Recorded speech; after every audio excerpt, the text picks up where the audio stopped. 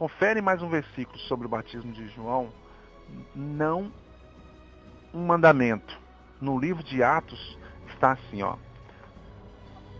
A começar do batismo de João, aí de novo, o batismo de João, até o dia em que o nosso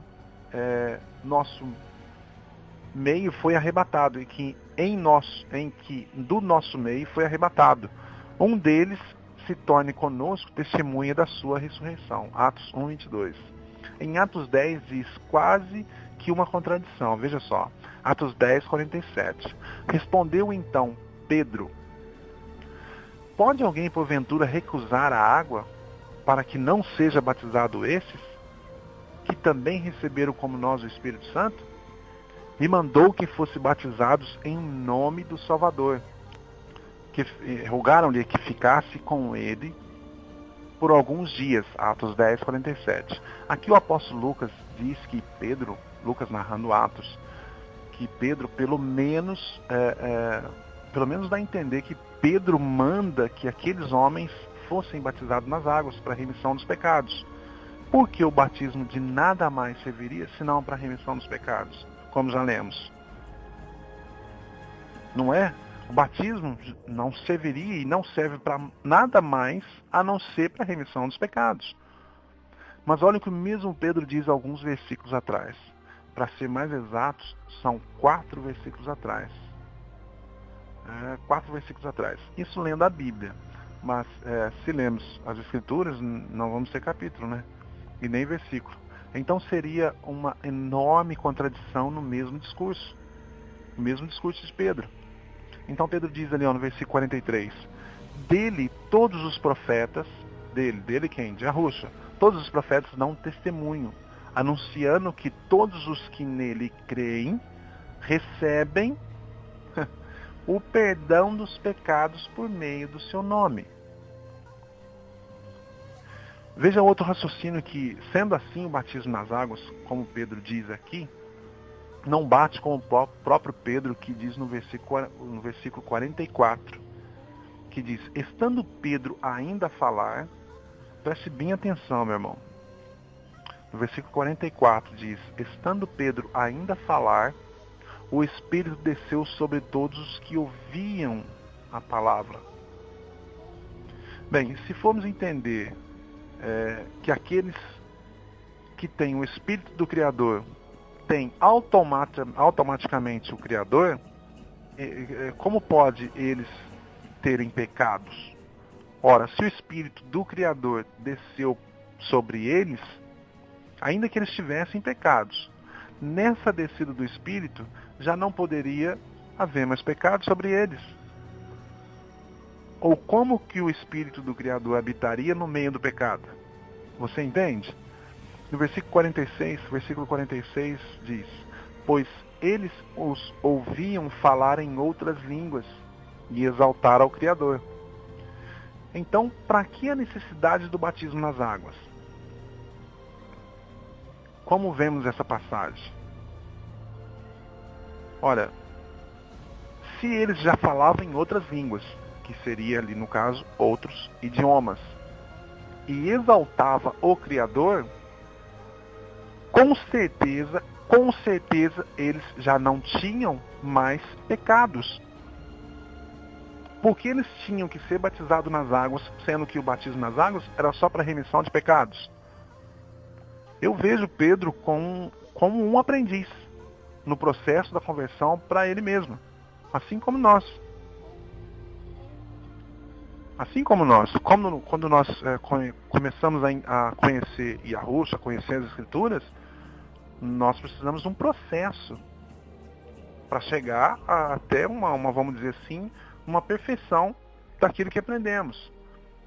Ou seja, quando nós entramos numa igreja, foi assim comigo. Eu entrei na igreja, eu entrei com rosário. Eu andava com rosário no carro. E eu fui com isso mais de um mês na igreja. Mas acho que uns 3 meses. Então, ou seja, quando eu aprendi pelas Escrituras que o rosário não faz parte das Escrituras, e eu queria desde já seguir as Escrituras, então eu arranquei o rosário do meu carro. Ou seja, eu já deixei a prática de adorar imagens, que na qual até naqueles dias eu adorava ainda. Né? Eu pedia para as imagens, eu tinha imagem no meu quarto, eu carregava imagens comigo, imagens que se dizem aí, imagens de Deus, que não são, né? Imagens de Aparecida, mãe de Arusha, que não tem nada a ver, né? Isso não existe, não é bíblico.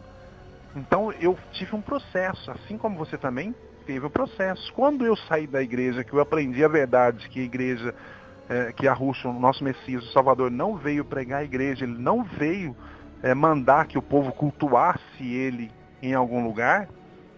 Quando eu aprendi isso, eu também saí da igreja. E quando eu saí da igreja, eu também tive alguns tropeços para chegar até onde eu cheguei. No caso aqui que nós estamos lendo, sobre batismo. Eu também briguei, eu também teimei. Alguns irmãozinhos do YouTube falavam ali, como o irmão Rubens mesmo, né, que é um dos pioneiros sobre esse caminho somente do nome, né? Para mim, um dos pioneiros, o irmão Rafael. Então, quando o irmão Rafael Nascimento, agora eu vou dar lapada. Então, quando esses irmãos falavam, né, eu vou dar lapada, irmão, quando o irmão Rafael dizia, eu vou dar lapada, irmão, e dava lapada sobre o batismo, sobre alguma coisa, eu também criticava. Só que por esse processo, eu aprendi. Eu acreditava tanto no altar, tanto no altar, que mesmo sair fora da igreja, eu quase que adorava o altar ainda. Quando eu vi o irmão Edinho pregando sobre o altar, eu também fui ler, fui ver, pesquisei, busquei, até que eu passei a acreditar que não, altar não é como eu pensava que era. Então, ou seja, o que Pedro estava fazendo ali, ele estava ali em 4 anos que ele tinha conhecido a verdade. Dentro de 4, 5 anos. Hoje nós temos a Bíblia, né? Temos as Escrituras que nós podemos hoje andar por elas, aprender por elas. Então fica mais fácil. Agora imagina aqueles homens antigamente que não tinha nada para eles lerem, para aprenderem. Então era mais difícil. Então eu vejo que Pedro era um aprendiz no processo da sua conversão. Daqui a pouco nós vamos ver isso juntos. E nós vamos entender também. Veja que Pedro, falando o que tinha acontecido, diz também, Atos 11, versículo 16. Lembrei-me então das palavras do Messias, quando disse, João batizou com água. Veja que Pedro repete a mesma coisa. João batizou com água, mas vós... Veja que Pedro também relata o mesmo que já lemos.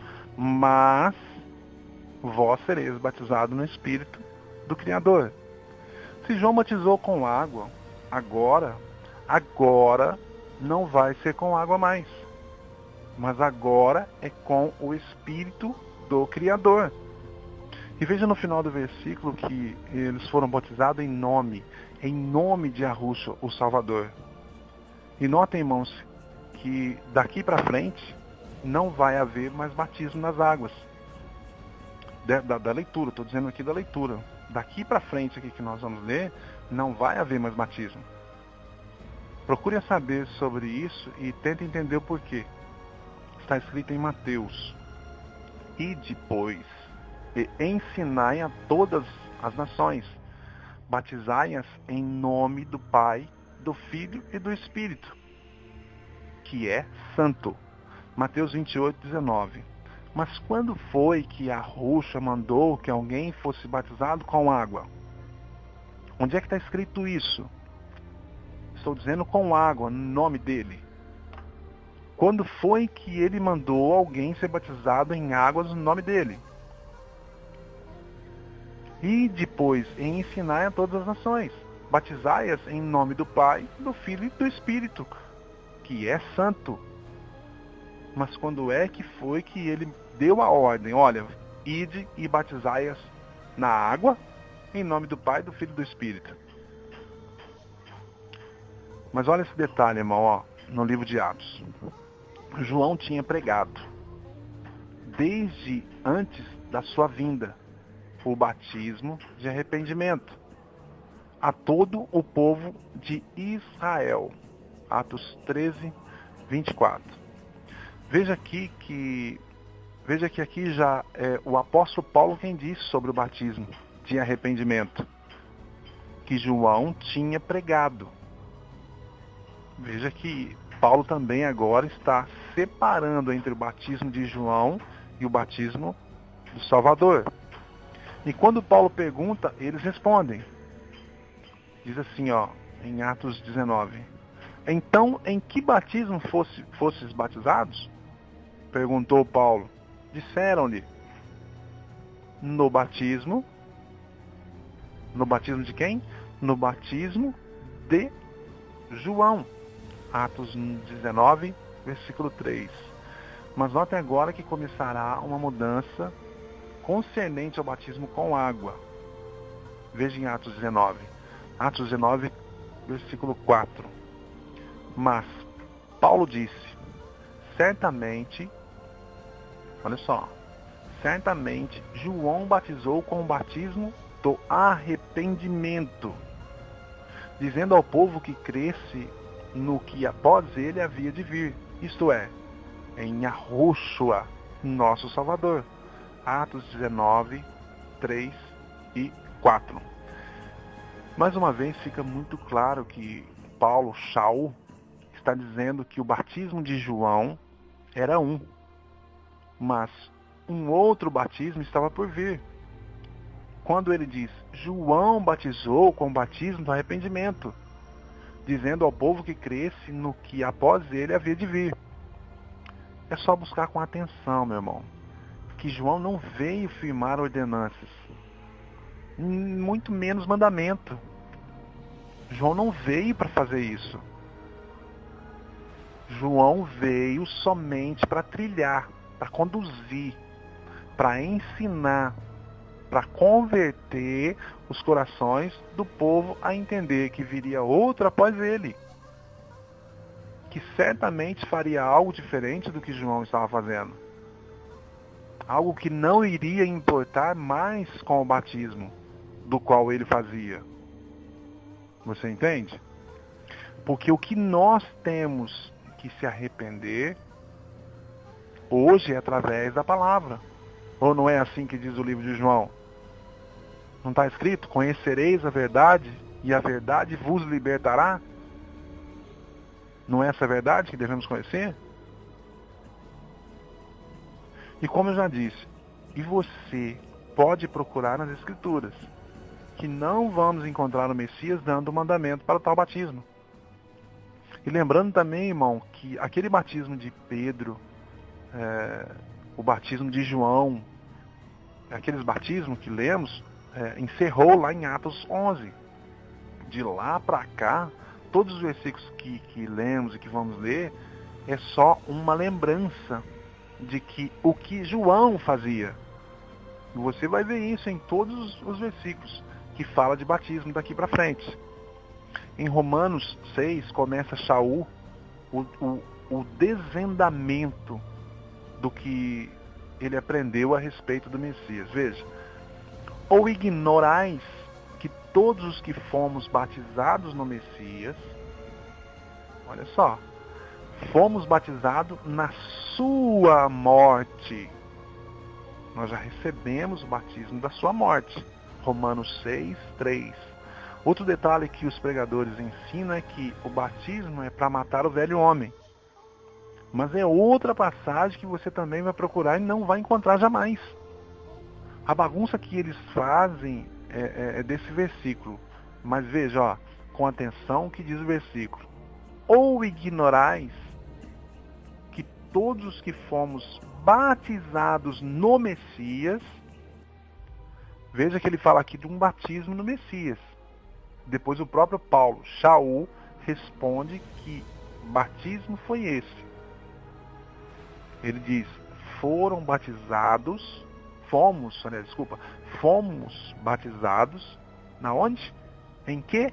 Na sua morte. Veja o versículo 4, que diz assim, Fomos, pois, sepultados com ele na sua morte pelo batismo, para que, como Yahushua, o Salvador, ressurgiu dos mortos pelo Pai, assim nós também vivamos uma vida nova. Romanos 6, 3 e 4. Salmo está dizendo, aqui, está dizendo, olha, basta o batismo do nosso Salvador, porque o bode foi trocado pelo nosso Salvador. Aqui basta o batismo. Você quer ver outra verdade a respeito desse batismo? Dessa troca do bode para o Salvador? Preste bem atenção agora, ó, porque tudo que lemos até agora se resume no livro de Hebreus. Hebreus, capítulo 9. Vou somente fazer a leitura, porque você mesmo vai entender perfeitamente, sem explicação. Não precisa explicar. Veja bem, ó. Ora, Hebreus 9, versículo 1. Ora, também a primeira tinha ordenança de culto divino. Seria os primeiros mandamentos. Tinha ordenança de culto divino. E um santuário terrestre. Versículo 2. Porque um tabernáculo estava preparado. O primeiro em que havia o candelabro, e a mesa, e os pães da propiciação, ao que se chama o santuário. Versículo 3. Mas depois do segundo véu estava o tabernáculo, que se chama o Santo dos Santos. Versículo 4.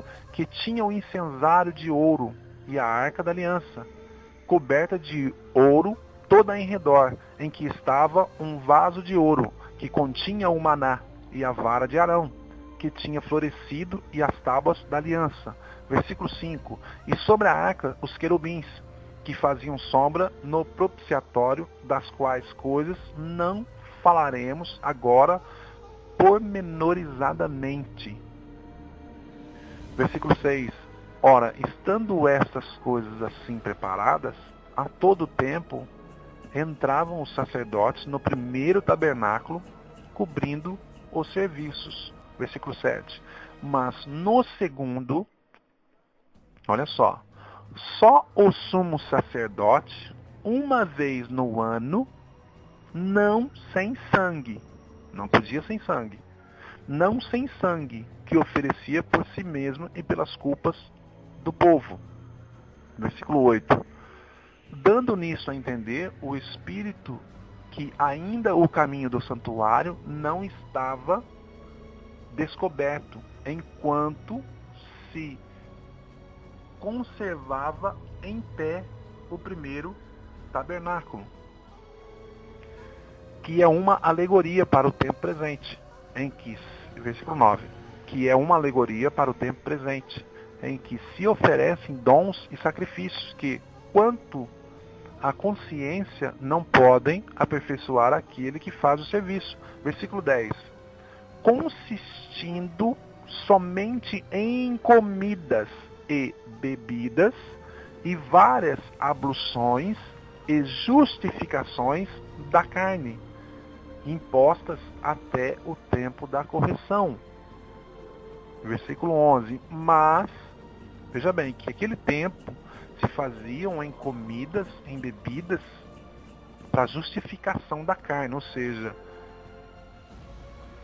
usava-se o bode e as coisas que se usavam para remir os pecados, para redimir os pecados, o pecado do povo. Aí o versículo 11 diz, mas, contradizendo tudo que foi feito, mas, vindo Yahushua, o sumo sacerdote dos bens futuros, por um maior e mais perfeito tabernáculo, não feito por mãos, viu? Não tem igreja. Não feito por mãos, isto é, não desta criação. Versículo 12. Nem por sangue de bodes e bezerro, mas, olha o sangue de bode aí. Já acabou. Nem por sangue de bodes e bezerro e de bezerros, mas, o sangue de bode já acabou. Mas, por seu próprio sangue, entrou uma vez no santuário, havendo efetuado uma eterna redenção. Versículo 13. Porque se o sangue de touros e bodes e a cinza de uma novilha esparzida sobre os imundos os santifica, quanto à purificação da carne, versículo 14, quanto mais, veja bem, se o sangue de bode, o sangue de touros, aspergido assim em cima do povo, dos imundos, o santificava, quanto à purificação da carne, aí o versículo 14 vem rebentando. Quanto mais o sangue de Yahushua, que pelo Espírito Eterno se ofereceu a si mesmo, imaculado, sem pecado. A Yahuva purificará as vossas consciências das obras mortas. Veja que o sangue de Yahushua, ele purifica as consciências das obras mortas, para servir ao Criador vivo. Para servir ao Criador vivo. Versículo 15. E por isso é mediador. Veja bem, ele é mediador de uma nova aliança. Eu não preciso do batismo nas águas. Sem batismo nas águas. Porque ele é mediador de uma nova aliança. Ele próprio. Não a água. Mandamento do Criador, não de João Batista. Para que, intervindo a morte para a remissão das transgressões que havia debaixo da primeira aliança, os chamados recebam a promessa da herança eterna.